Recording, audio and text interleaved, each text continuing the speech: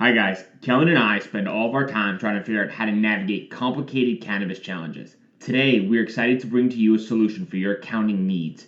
Navigating 280E, keeping clean books, and providing financial and accounting advice is a massive headache for so many businesses. End to End is a team of CPAs with backgrounds from the big public firms that specialize in the cannabis industry. End to End is offering a no-cost consultation if you tell them the dime sent you. That's right, free accounting advice. Go to n2nadvisors.com now to take advantage of this. That's N, the number 2, NADVISORS.com to get free accounting advice now. Let's talk about Anchor. If you haven't heard about Anchor, it's the easiest way to make a podcast.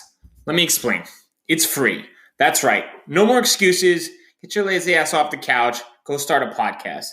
There's the creation tool that allows you to record and edit your podcast right from your phone or computer. Once again, no more excuses. Anchor will distribute your podcast for you so it can be heard on Spotify, Apple Podcasts, and many more. Couldn't be easier. Even better, you can make money from your podcast with no minimum listenership. That's right. They're paying us for this ad. Thank you very much, Anchor. Download the free Anchor app or go to anchor.fm to get started now. This is The Dime, a 10-minute dive into the cannabis and hemp industry through trends, insights, predictions, and tangents. What's up, guys? This is the week of July 23rd. This is The Dime. As always, I've got Kellan here with me, and this week we're talking about the hottest new term in the game, Delta-8. So in layman terms, Kellan, Delta-8 is Delta-9's cousin with lower psychotropic potency and a world of benefits.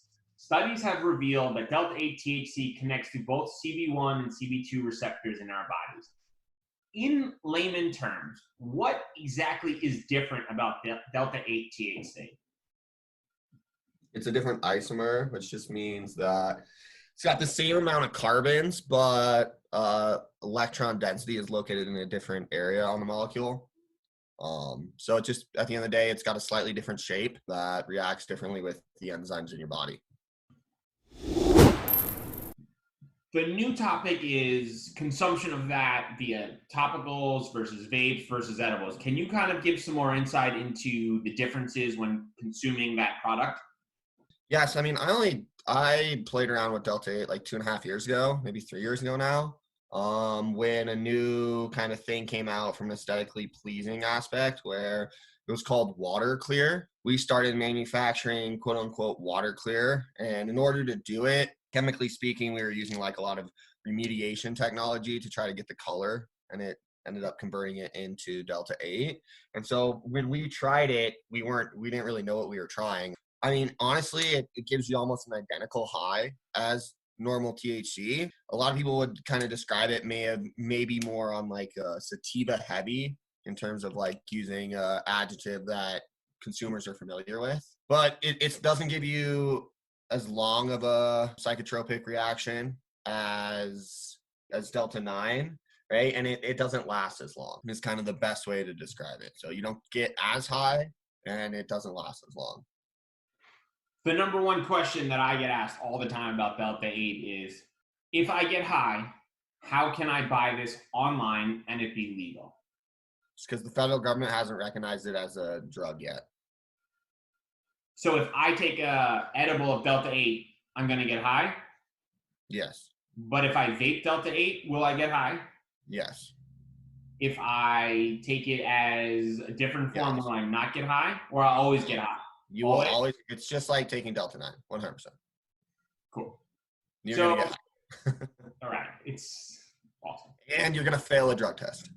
I think that's the important takeaway here that people need to realize. Like, if you buy it online, just because you bought it online doesn't mean you're not going to fail your drug test.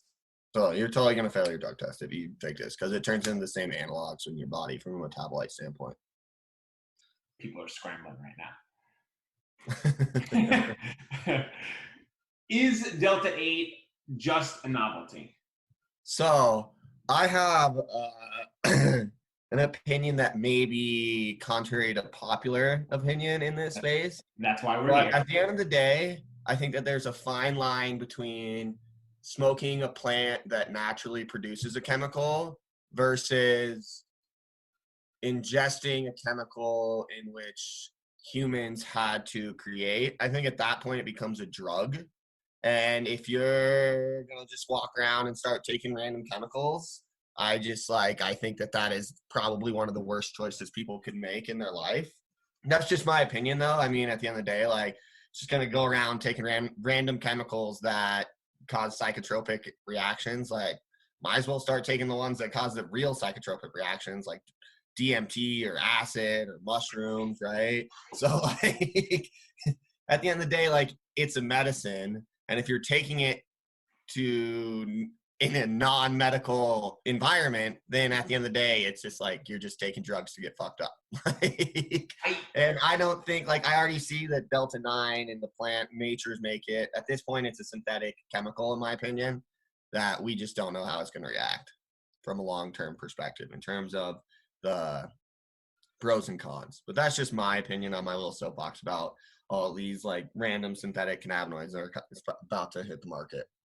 I think that's an interesting point. And from my side, a lot of the users that I know that are consuming cannabis could care less that it comes from a plant. Maybe there's like that small group of people where like it's a plant, so I consume it.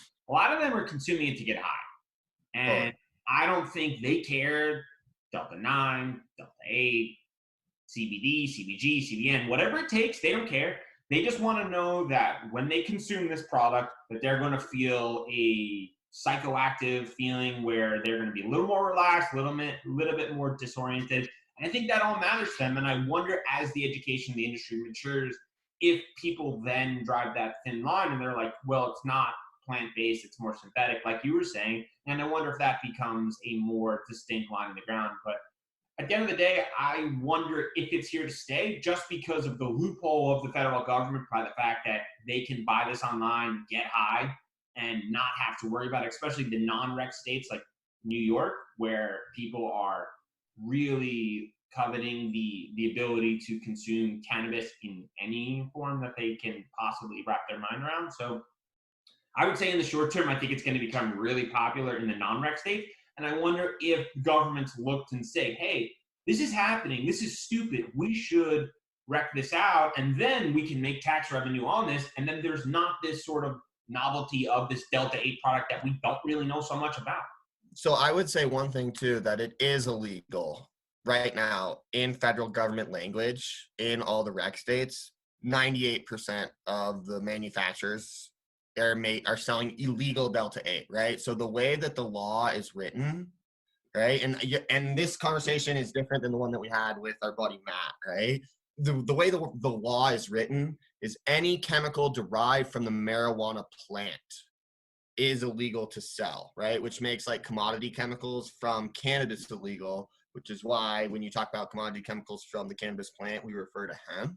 So what a lot of people are doing is they're deriving, say, their THC from a cannabis plant, and when they're going through trying to sell this THC, instead of Delta-9, they're going to do a synthetic reaction to convert it to Delta-8, and then they're flooding the market with their excess Delta-8 product that, hey, turns out that their brand didn't succeed in California. There's this legacy market. Instead of doing that, they're going to get converted to Delta-8 because they think that they can sell it all over the country, right?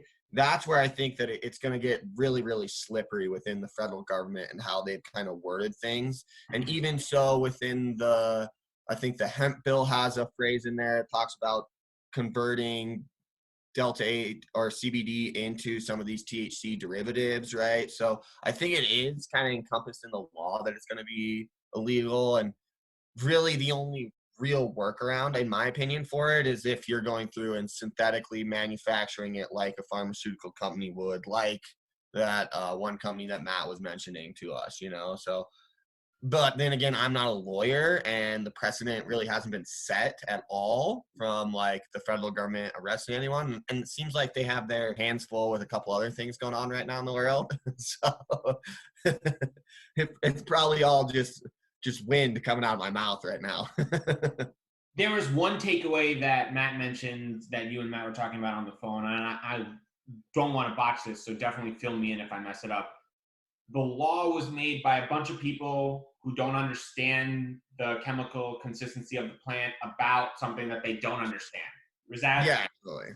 It's the blind leading the blind, for sure. Right. And I think that is the important part that I think the mass user needs to understand, is that if the government understood exactly what is happening, they'd probably make adjustments and then they'd crack down. But at this point, it seems like the user is just going to keep innovating on the different chemical components of the plant in order to find those quote unquote loopholes in order to fill the need in these other areas where people are looking to get high. Yeah, I think fad is probably the best word choice to describe something like this. Because at the end of the day, all it takes is one old white guy to hear that this makes people high and fucks them up, and they're going to be like, well, that's definitely got to be illegal, like yesterday. So you're telling me Jenko jeans, pods, Delta-8 THC. Totally. Is that how you did it correctly? Wow, amazing. That's how I do it. That is quite a group right there. So yeah. Thanks everyone for listening. Hello, hemp friends. This is your host Morris from Volume Up, the Let's Talk Hemp podcast, where we explore and discuss all things hemp all the time. From industrial to nutritional to therapeutic to lifestyle, hemp has a place and a home pretty much everywhere. Download episodes now of the Let's Talk Hemp podcast wherever you listen to podcasts. Come get loud with me on Volume Up as we take industrial hemp to a whole new level in 2022 and beyond.